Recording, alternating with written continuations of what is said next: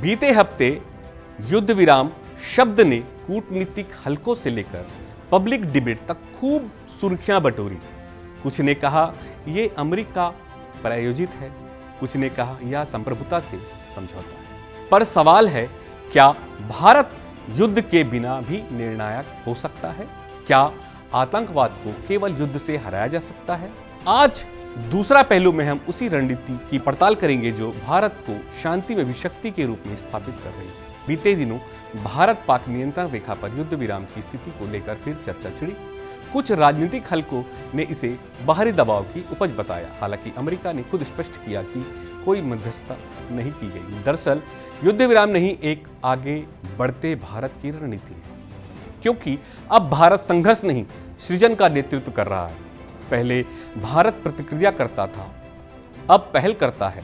भारत रक्षा, digital और वैश्विक कूटनीति के हर मंच पर सक्रिय है।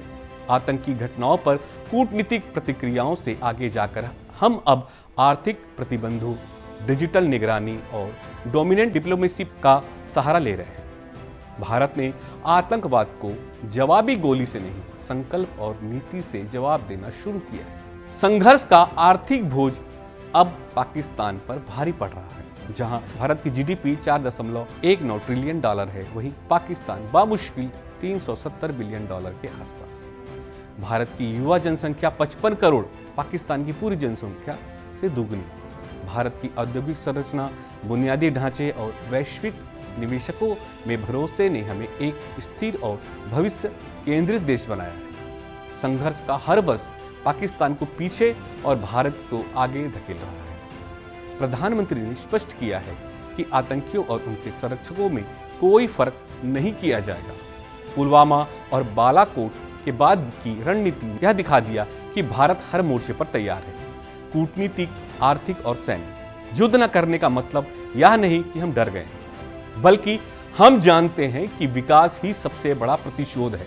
एक साल की शांति भारत को सड़कों, पुलों, डिजिटल यूनिवर्स और स्टार्टअप के रूप में बदल देती है। 2025 में भारत की विकास दर 6.46% अनुमानित है, पाकिस्तान की सिर्फ 3.2%। 2047 तक भारत की जीडीपी 30 ट्रिलियन डॉलर तक पहुंच सकता है। अगर हम स्थिर रहें, युद्ध कुछ नष्ट करता है, शांति सब कुछ रचने का अवसर देती है। भारत की जनता का निर्णायक रुख रहा है।